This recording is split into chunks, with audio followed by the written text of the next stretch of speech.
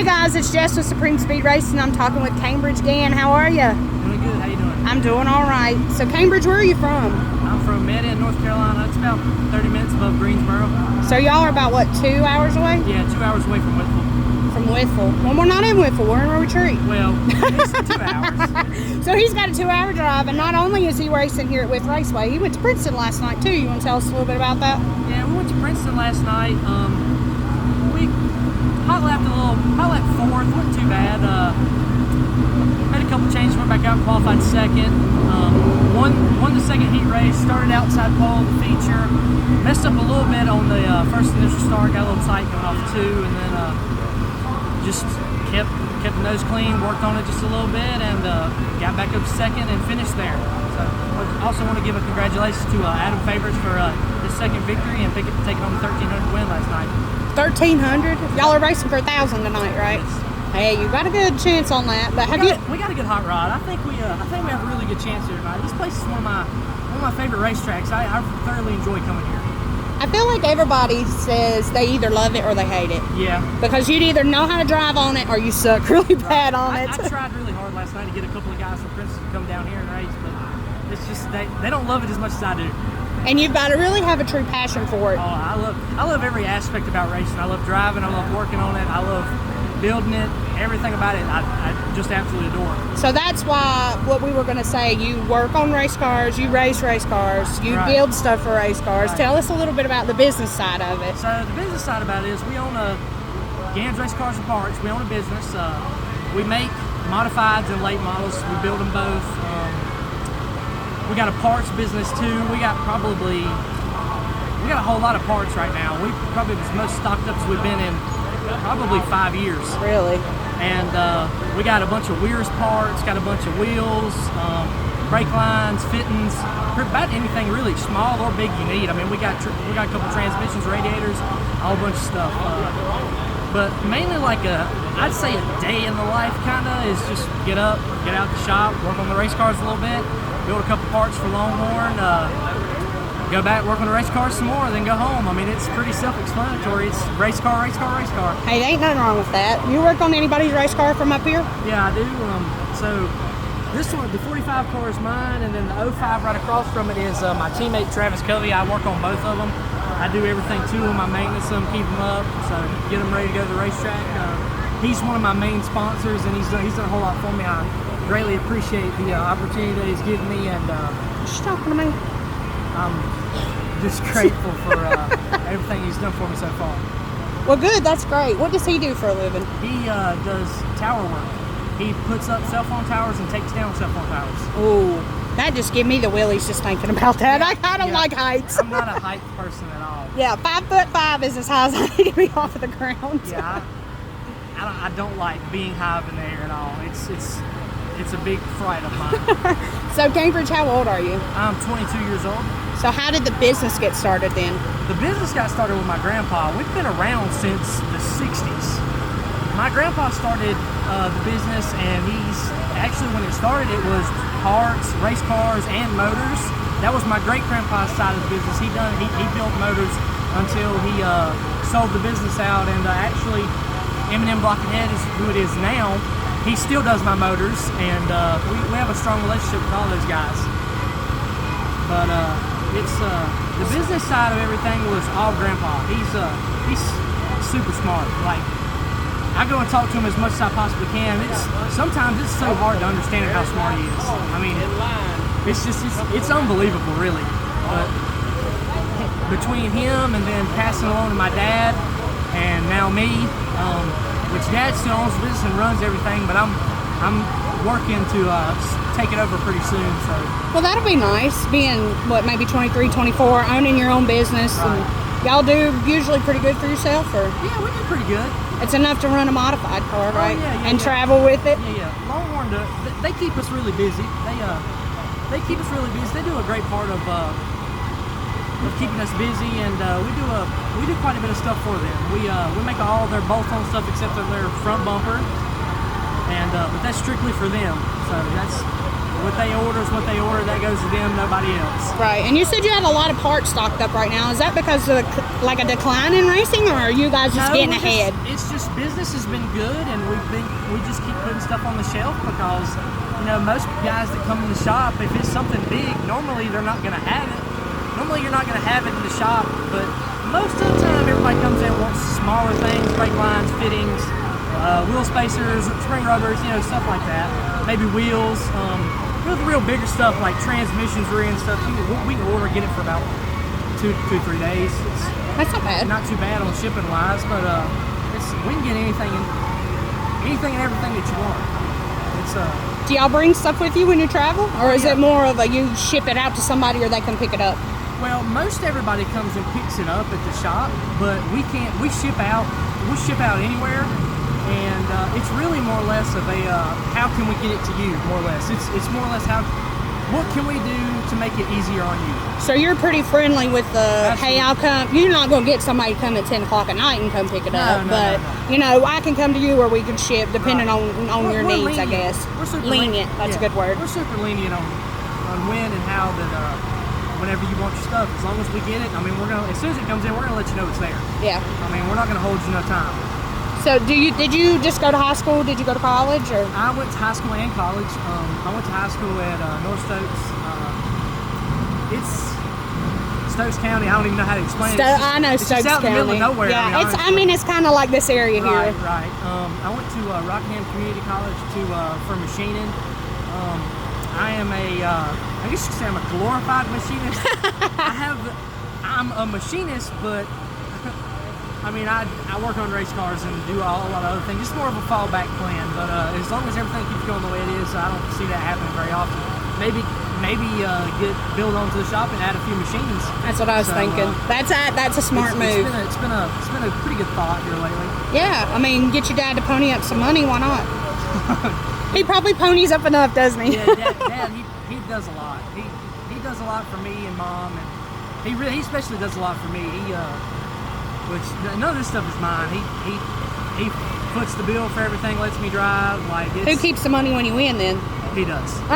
He does. He doesn't even let you have any of it? No. To be honest with you, it's 1,000 to win, 800 to win, 700 to win. I would rather him have it and me keep racing. I enjoy driving. If I'm winning, if I can win, that's great. That suits me just fine. If I can run up front, I'm just as content with that as money. Money doesn't mean much to me. It's just money. It's a race car. You're going to spend it like it's no tomorrow. Yeah, especially in a modified. And as nice as this sucker looks. You see some of the ones that are around here. Well, it's a little beat up right now, but... Well, of course. That means you're racing. Rubbin's racing. Isn't that what Dale Earnhardt said? Yeah. No, my dad, he was talking about that a couple weeks ago. My husband got into the back of somebody and lifted their bumper up. And he was like, Matt, you ought not be doing that. And Matt's like, Rubbin's racing, Jay, you know that. And you should have seen him. He had smoke blowing out of his ears. He was so disappointed. But I've had a few of those nights, but... it happens. You get in accidents, you win or you either lose or, it's just what it is. Not everybody's winning. No. And I feel like you can't win them all. In today's society, that's part of the problem. Everybody wants to win, and when you don't win, you have to be a sore loser. Yeah, No, maybe not a sore loser, but... I can't lie, I'm a sore loser because I hate losing, but at the same time, it's the losing that drives you to be better. Right, and you learn a lot from losing. Right. I personally think so. My husband never won a race last year. Come in third in points, so he done fairly good. He was consistent, but he learned a lot. I've learned a ton this year. I've learned a ton throughout my racing career. It's been short, but so far so good. How long have you been racing then?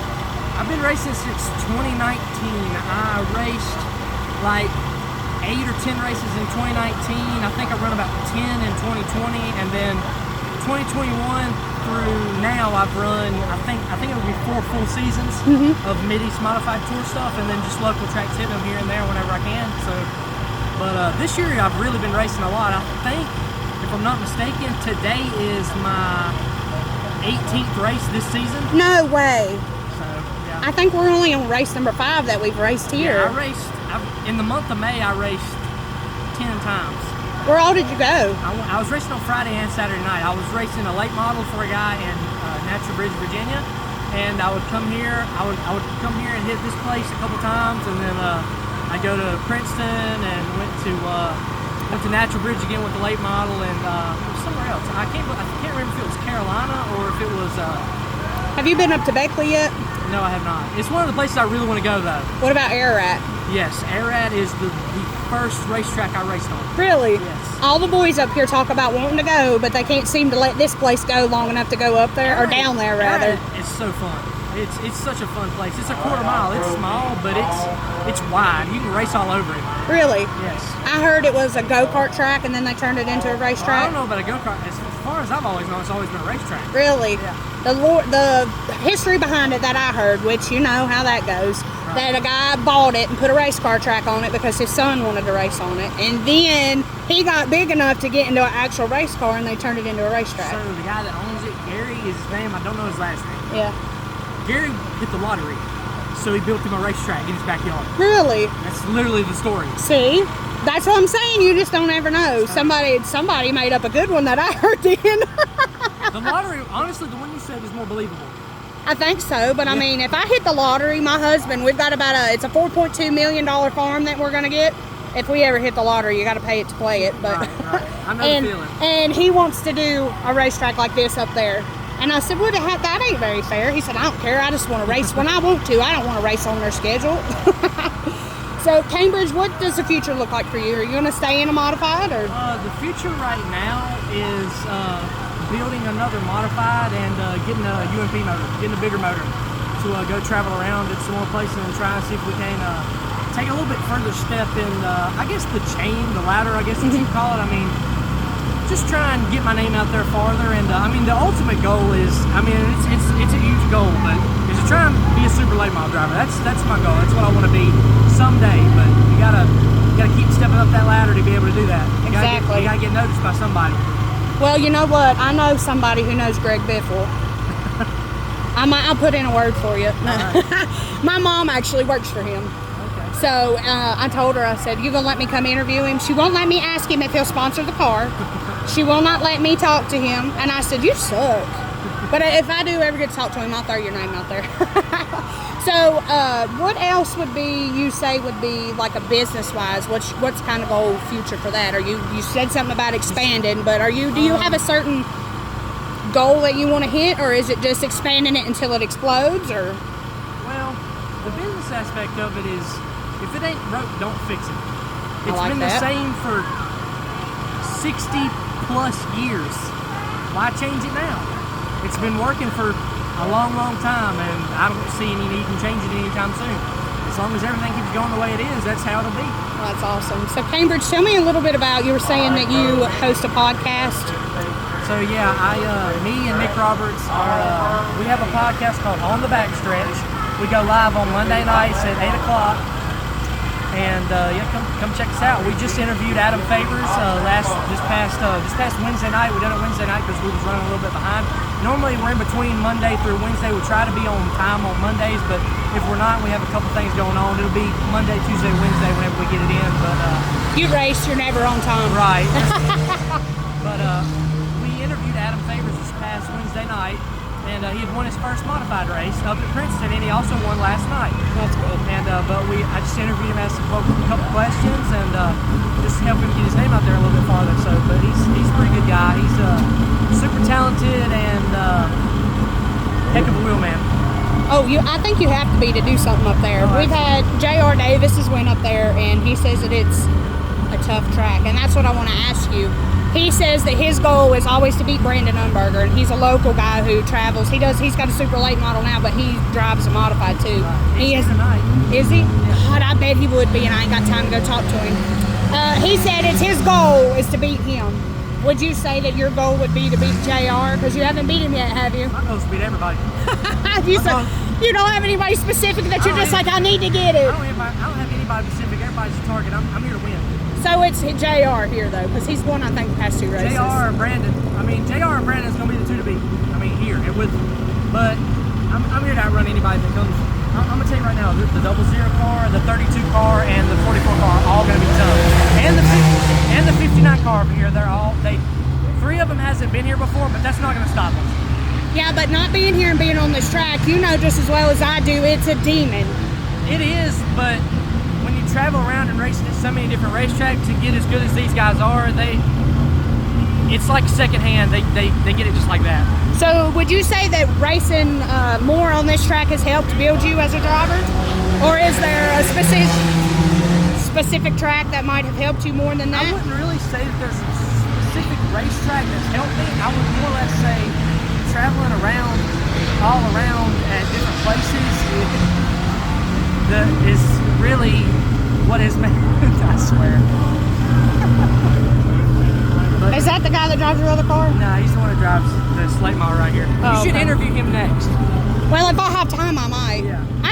Are they local? No. I don't think so. They're sort of down where I'm from. Oh, okay. But anyways, he was making funny faces and stuff. he was. But I don't even remember what I was talking about. I get this guy. I don't know what you were either, because that racing. You say go into multiple tracks instead of staying at one track. Racing more tracks kind of helps develop your driving skills. My driving ability and throughout my racing career is going to all these different places with the Mid-East Modified Tour and just going around and racing everywhere. Carolina, Cherokee, Woodfull, Princeton, Ararat, 311 at one time, Elkin, Natural Bridge. All those places are all completely different, but they all make you a better driver in some sort of way. Well, thank you, Cambridge. I appreciate it. I better let you go. I think you're fixing to go out and qualify. Yeah, I'm getting ready to go. All right. Well, thank you. I appreciate it. And I will link Cambridge's podcast in the comments for everybody that wants to go check them out. All right. Thank you.